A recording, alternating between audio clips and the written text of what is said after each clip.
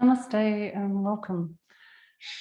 Today's class, we're going to just look at ways we can modify our practice based around knee issues. So I've been lucky enough never to have a major knee issue, which required surgery, but I have had niggles in the past.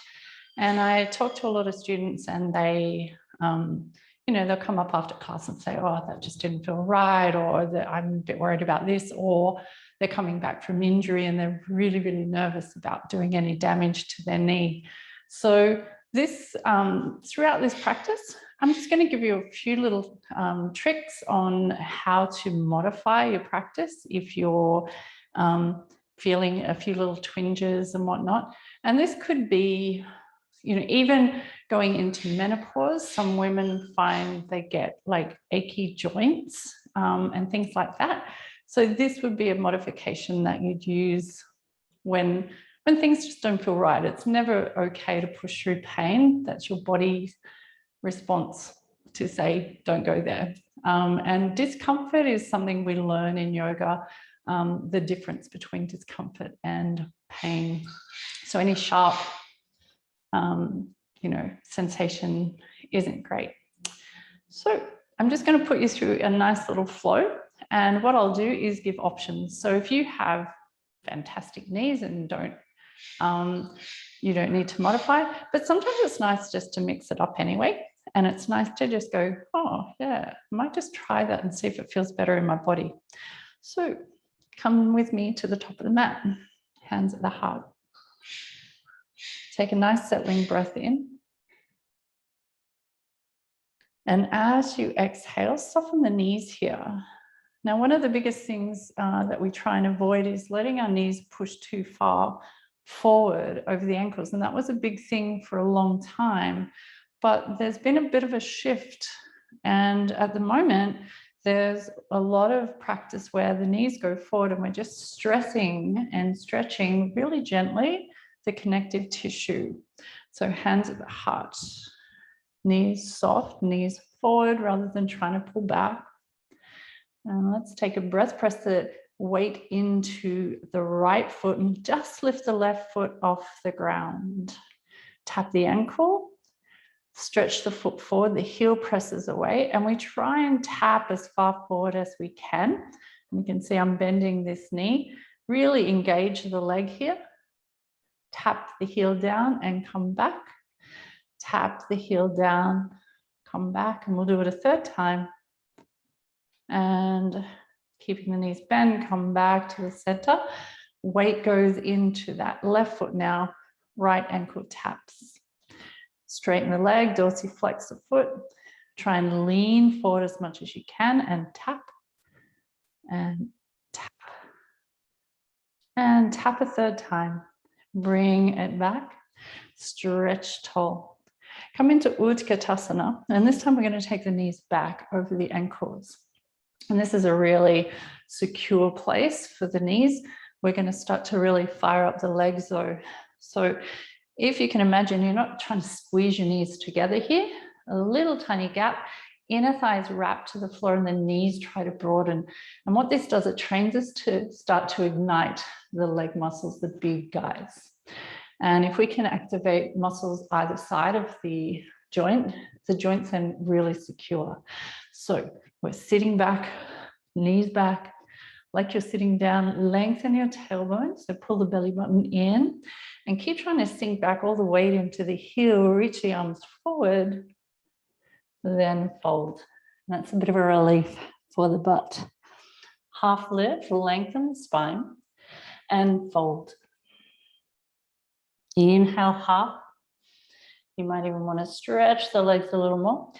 Exhale, fold. Half lift, inhale, place the hands, step back to high plank. Lengthen the back, draw the belly in and up. Take a breath, then lower the knees down. Now, if this happens to be a challenge, grab a blanket, place a blanket under your knees, or just hover your knees off the ground there. So see how you go. Take a breath, Knees come down if they're off the ground, sink back. So if you have trouble getting into child's pose, prop a block there just to stop you going further back so you're not cramping down on the knees, and gives yourself a little bit of space. You can use one or two, and you're just going to sit back and stretch the lower back, stretch the arms out in front, and a nice restful pose. Inhale, come forward. Take the block out of the road, lower down all the way. Baby cobra, inhale. And the hips back to the heels, not too far back for knees, and downward facing dog. So downward dog isn't so passive, especially if we're trying to enliven the muscles either side. So you're not just going to be floppy in the legs. You're really going to try and lift your kneecaps. So turn the legs on. Your legs can be bent with this. So you're igniting the quads if you can. And press the heels down so that we're getting a nice big stretch through the back. Take a deep breath here. Empty out. Bend the knees, look forward, step to the front of the mat. Half lift and fold. Half lift, I'm going to spin around to the front here, because what I want you to see is as you fold, check that your legs are actually parallel. A few things that happen a lot that I see is as we fold forward, people either go knock-knee, which puts a hell of a lot of pressure on the joint. As you can imagine, it's pinching on the outside and it's opening up on the inside, and this is very common. Another thing I tend to see is feet go wide, like the feet turn out and the knees sort of bend out. So it's like this. It's the opposite. So it just puts pressure on the knees.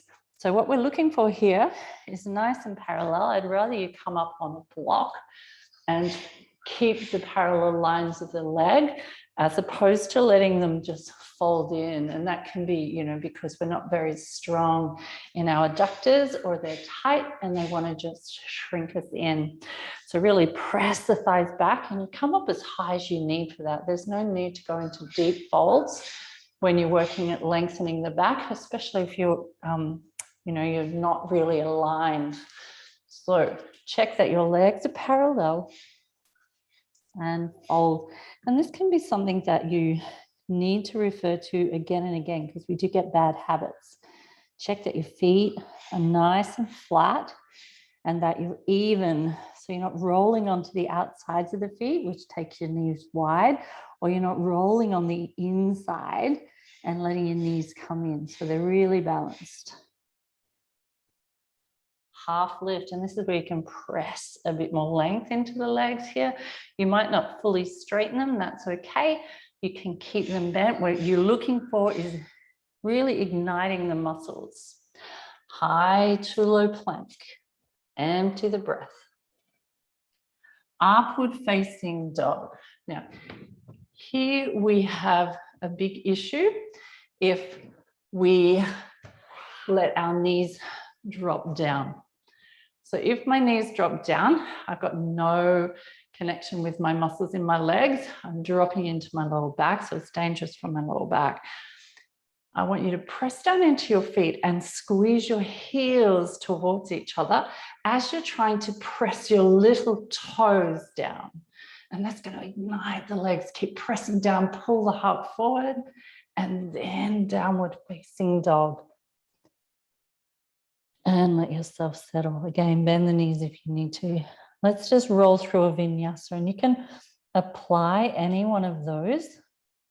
And I'm just going to talk about one other thing that can unbalance us, because generally what happens, we injure one knee, not both. If you're very unfortunate to injure both at the same time. Oh, I can't imagine. Let's roll forward, high to low plank. Now really fire up the legs. You want them fired.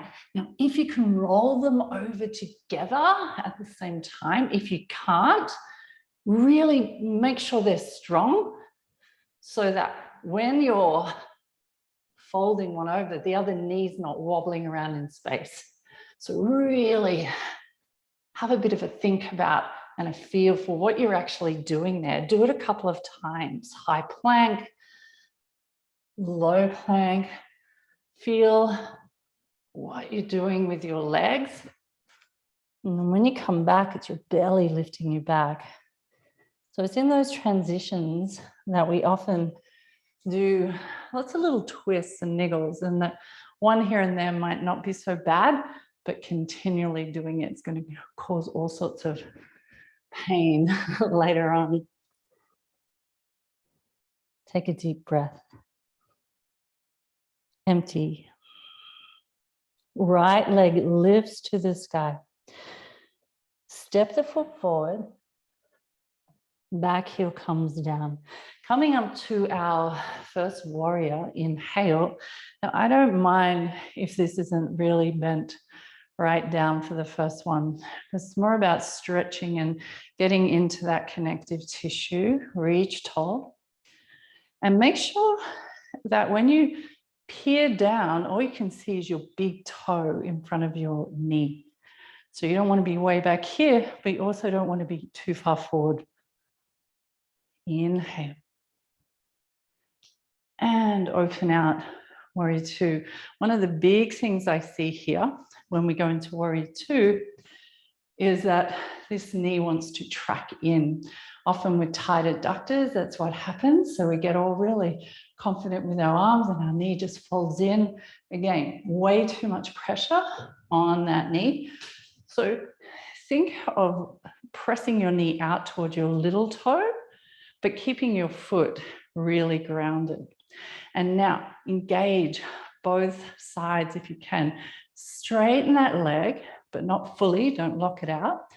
Engage, engage, engage, and then slowly bring it down to that point where it's angling towards a little toe, stretching the inner seam and keeping it nice and even. And then really press into this back foot. So that's going to ignite this leg too. Takes a lot of weight off this hip joint and allows us to just use the knee as a hinge, which is what it's designed for. It's not designed for twist or torsion. So you can feel a buoyancy then in that knee. Straighten the front leg, shorten that stance, and lengthen forward. Going into Trikonasana.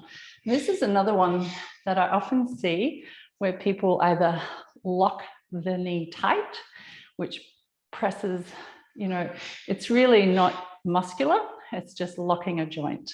So subtle bend, very subtle, so that you have to engage the muscles and then rotate. And breathe. And see if you can get a bit of weight on the back foot so that you can wrap that right hip bone underneath you rather than letting your butt jut out. Again, you're wanting a line between toe, knee, hip, and right down. And let's soften that knee now. So bend the knee, use that leg to press down to come up. Warrior two. Flip the hand, reverse, come deeper into this lunge. We're fairly warm now, so come deeper in, reverse. And couple hands to the mat. High to low plank. Upward face. Downward face. Take a breather, inhale. Now, if you need to come down onto your knees at any time, feel free. I'm going to spin around so that I don't have my butt facing you when we go to the other side. Left leg lifts, inhale. Bring it through. Place the back heel down, get yourself set and come on up. Vira one. Again, just find the shape. Try to feel for both feet pressing, and more importantly, that both legs are ignited.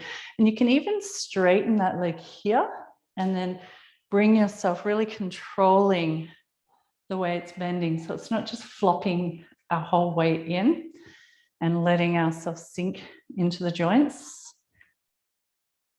Take a smooth breath. When you're ready, open out. Spread this out a little bit. And let's straighten that leg straight away so that we can control, contract, and aim that knee towards the little toe. And spread the shoulder blades and the collarbones. Just feel like your arms have a lot of energy here, because often when we focus on the legs, the arms go a bit floppy. Straighten the leg, inhale. Come deeper, exhale. And you can do that a couple of times there. And for the warriors, we try not to let that knee go further forward just at this point. We'll get into deeper ones later. Front leg straightens. Angle that back foot up the mat just a little. Again, subtle bend in the knee, not locked, subtle bend. So it's active. Reach forward. Hand can either come to the floor or a block. I like using blocks. I can reach the floor, but sometimes I feel like I'm rounding the upper spine or upper side of my body. So opening and gives me a lot more freedom to rotate. And that's what we're really trying to do here. Get that torso to rotate. Now, even here, make sure both feet are really planted, and steady the breath.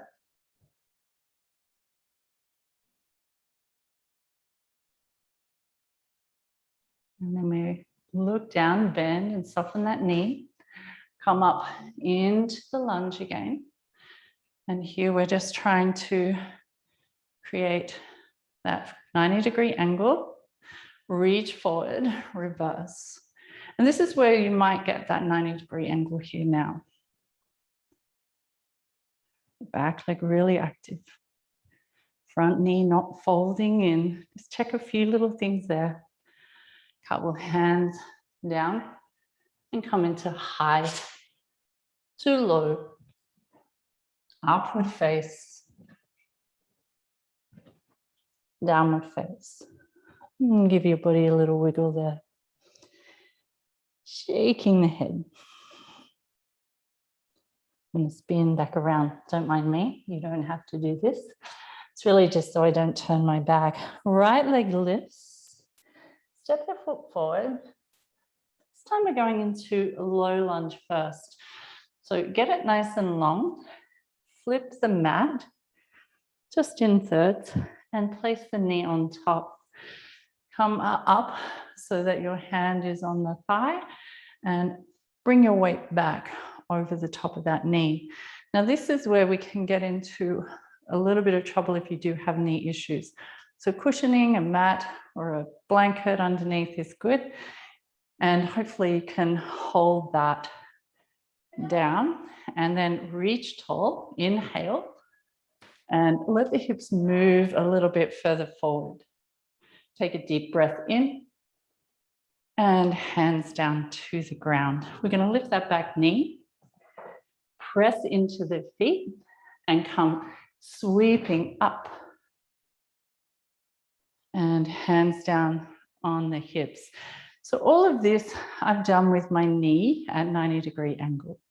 And that's really safe practice. What they're starting to do now is put a little bit more forward motion, dynamic motion into the knee. But I wouldn't necessarily start doing that with my body off, or my back knee off the ground. So we're going to come back down. And I'm going to allow this knee to track a little further forward. And the way I'm going to do that is grab both blocks so that I can support my weight and I'm not dumping. You want to really activate that front leg and then bring your calf muscle onto the back of the thigh. So you can see here, this is a really acute angle. So my connective tissue is really stretched. And this is quite intense for a lot of people, but we've got pressure on the hands. So it's not all down there. And you're getting this fabulous hip flexor opener. So knee can track forward.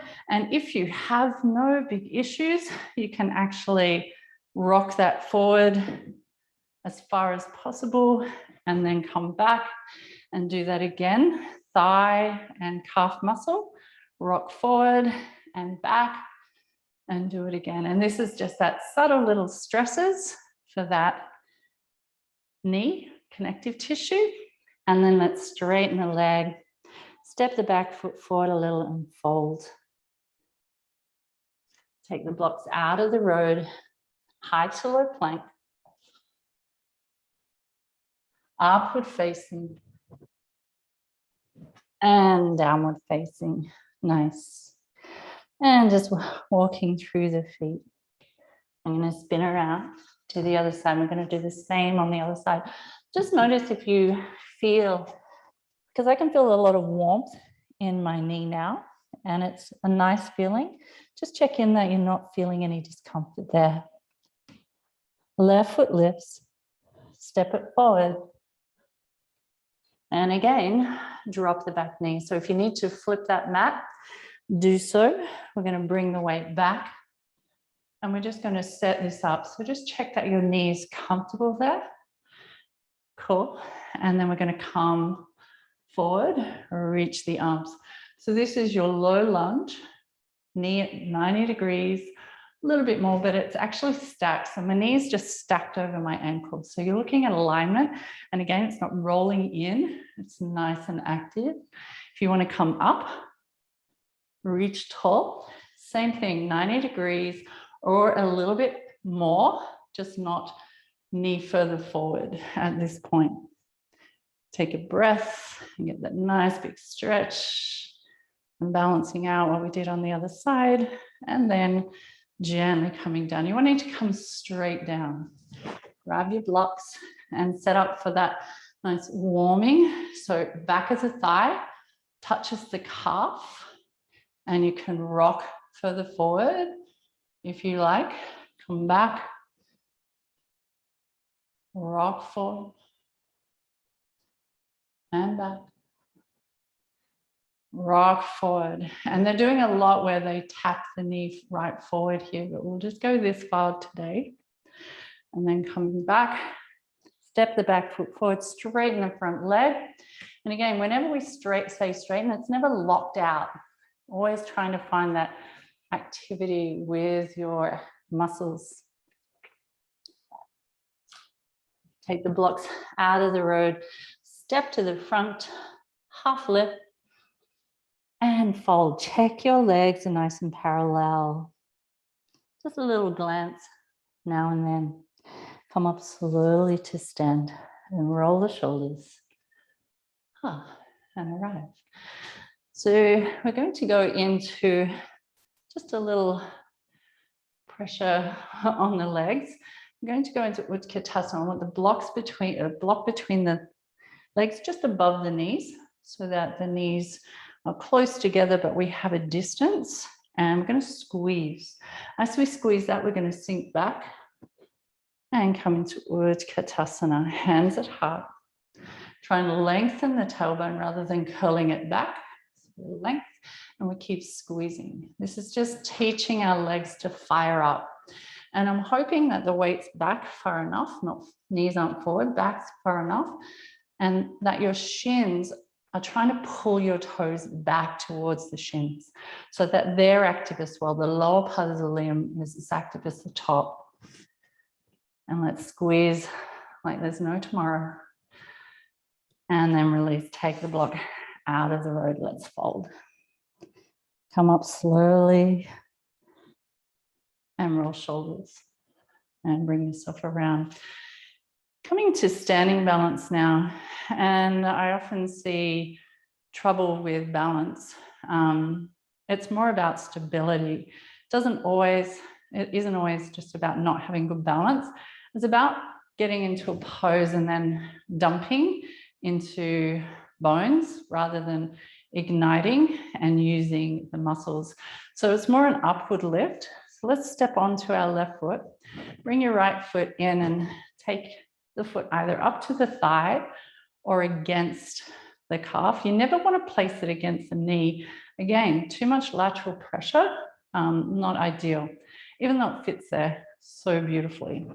We're going to take it, well, today I'm going to put it into my thigh, and you can see it's natural that my hip wants to just sink.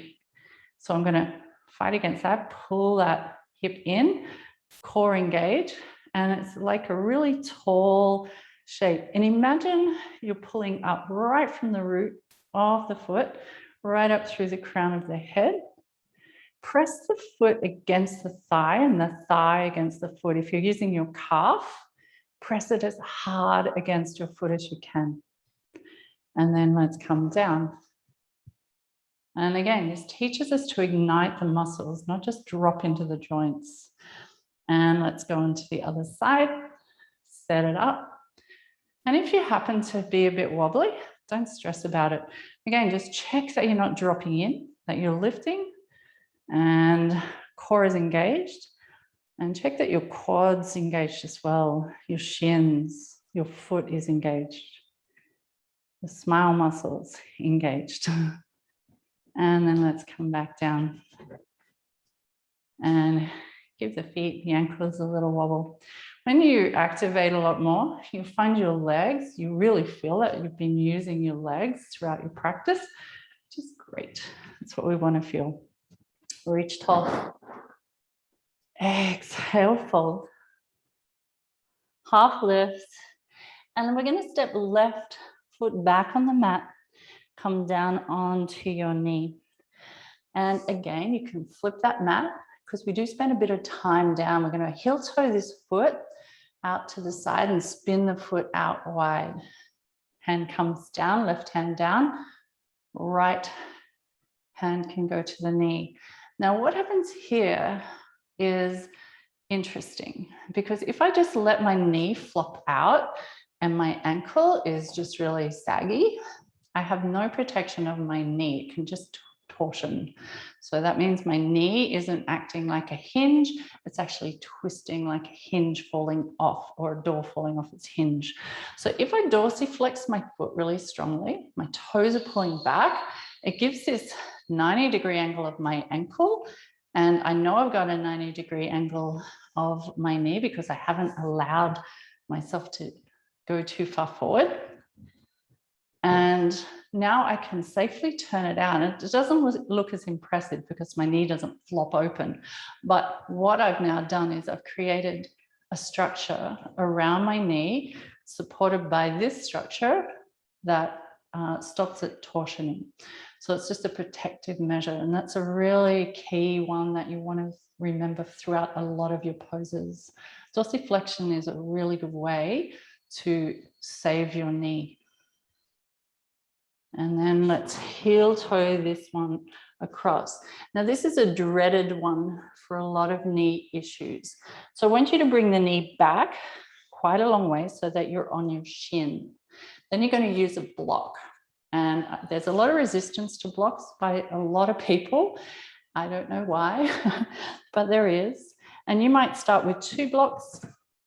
If you're more comfy with 2 blocks, and I know people that have used 2 blocks for years and they are very comfortable in their practice and very advanced in their practice. So don't be frightened that using a block means you're not doing an advanced asana. So I like the block because it supports my body weight while I maneuver my foot. And this is when my knee is at its most danger. So now I dorsiflex my foot and I bring my knee out as wide as I can. And I'm not pulling my foot up. I'm actually allowing, my foot is dorsiflexed, I'm allowing my leg to do the work. And that way I'm not going to overstrain. Now, if this is too much, so I'm just going to sort of either stay here if you're comfy, come down. If it's too much, and this is especially after injury or coming back from surgery, you're going to do the same thing on your back. So you can place a block under your knee so you know you're not going to go too far. And you're just going to dorsiflex this foot and then bring this other leg through. And you can grab however. And again, I like to use a block so I don't over stretch. So you can use the block or no block, but this means I'm getting the same piriformis stretch without the body weight pressing down. If you want a little more and you have long hamstrings and you go, I'm not feeling anything, grab a hold of your ankle and draw that towards you whilst keeping that dorsiflexion. So you can see you can always add to things. Then release. If you're in your normal, when I say normal, there's nothing normal. When you're in your half pigeon, come back to your downward dog. We'll all meet there.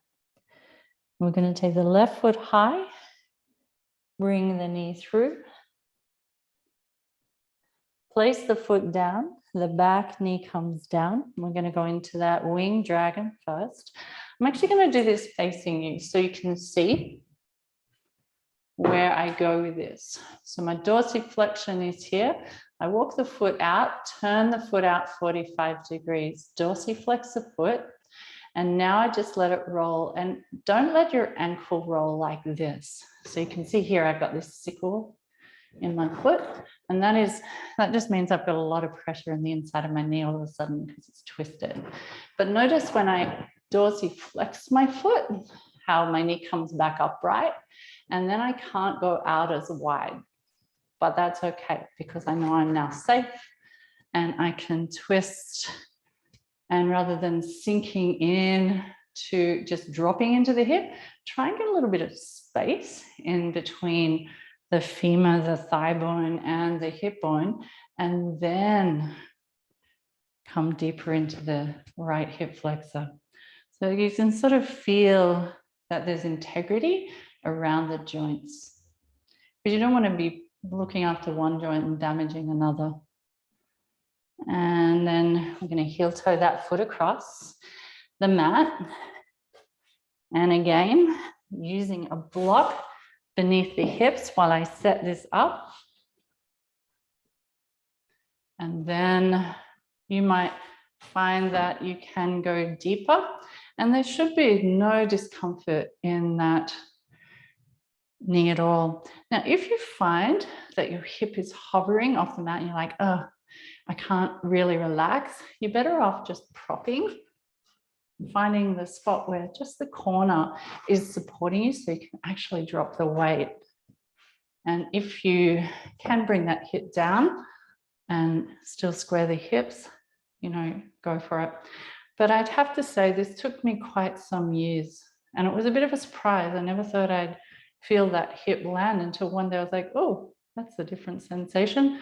And it was hovering for many, many years. So don't give up is the motto there. And also just be kind to yourself. There's many, many ways to come into the pose. So again, flip on your back and bring your knee in if that is a better shape for your knee or your conditions. But know that this pose has never been a comfortable one for a lot of people unless you're really open. And let's come back.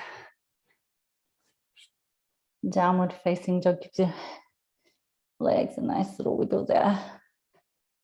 And coming down onto your knees, I'm going to get you to use a block to sit. And this can be two different ways of sitting on your butt in Sukhasana, or if you're sitting on your knees, again, in this pose, it can be too intense on the knees. So you might just place the block sideways and sit on your heels, or even two blocks, so that, again, there's not the compression in the knee, and you can still get that very erect, tall spine. Same when we're sitting in Sukhasana. And cross knees, again, is where we often let the ankle roll, which it'd be preferable to point the tops of the feet down and get your knees out wide and the heels are in line, but that's not available for everyone. Often we see knees springing up and ankles rolling. So you're better off just taking your feet a little further forward. Let your knees, go where they go. Keep them safe by keeping your heels pressing and your toes pulling back. and propping your hips up higher. And ideally, just let yourself find that easy seat. Just slowly, no compression in the knees. Lastly, just going to get us into a deeper hip opener. And for this one, I am going to use my blocks because I want you to play around with blocks as much as possible. One of the things that I teach a lot of is to not manhandle your way into shapes, because when we start using force, you know, there's generally a little bit of ego involved to get us in there, and we can hurt ourselves. So whenever we're folding knees in, say if we're going into Gomukhasana, I like to sit back and then bring myself in so that I haven't reefed my feet in place. Or if we're going into a fire log pose, dorsiflexion, and fold. And this is where props are great. Use them, you know, don't force a knee down. Don't get there and think, oh, that's got to go down. Just find where you can be. Make sure your dorsiflexion is here. Maybe that lower leg has to come forward and you just work on one leg mainly. Maybe that leg straightens and you are here. But just check that your ankle isn't rolling, that your knee's safe. And this flexion forward and over that knee, you're still getting that same opening in the hips. So you're not getting a lesser quality pose. So play around either side, come into either Gomukhasana, where knees are stacked, dorsiflex the feet, or come into fire log or square pose, and just find where it is you can be, whether you're using props or not. So, and just allow yourself to settle. And if you're like me, you'll find one hip is a little more open than the other. That is really normal. And just as our hips are a little different, our knees can be a little different. We can have a funny little click in one knee and not the other. Or we could have had an old injury that we weren't even aware of. And one of the biggest things is, let's change sides again and give both sides another little go. One of the biggest things that I've discovered in my own journey through the decades is that as I get older and become less active, doing less strenuous activity and less sports, little funny niggles have just arisen out of nowhere, or what appeared out of nowhere. And my friends who are physios, I'm lucky to have quite a few physio friends, thank you guys. And, you know, they see it all the time when people stop sport. Let's change sides again. They stop sport and all of a sudden, 6 months later, they have a sore knee, or they have a bad ankle, or their hip is, you know, acting up.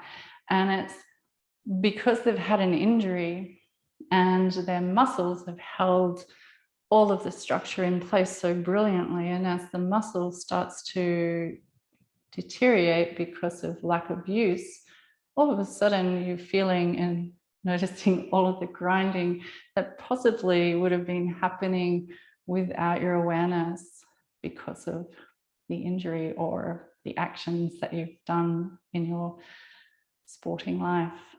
Let's come out. Oh, give the legs a nice shake. They're big hip openers. See what happens when I rave on? You don't notice you're in hip openers at all. Let's do a nice forward fold to finish. And again, lastly, we don't want to lock the legs and lock into the joints. So soften the knees here, reach forward and grab a hold of the toes. And then try and bring the outer edge of the foot back and press the big toe mound forward. As you do that, draw your shoulder blades down and then start to press into the heels and just ease your way. Rather than folding flat, just keep your spine erect and tall. Curl the chin down towards the chest, and you get that nice big stretch right along the back line of the body. So they call this a posterior chain. And it's a whole line of connective tissue. And gently release. Roll yourself back down onto your spine. Press into the back of the head and lift your shoulder blades beneath you and let the feet simply drop apart. So getting into Shavasana, if you do have knee issues here, sliding a bolster beneath the knees or having two blocks just underneath, you'll find your own sweet spot so that you're supported. And once you've found that place where you can really let your body drop, allow yourself to sink into a nice deep Shavasana. And I'm going to leave you to that space now. And I hope you are a little bit more aware of your knee and its motion, and we can delve into this a little further. Feel free to leave a comment if you'd like any specific information. I will endeavor to answer what I know or find out what I don't.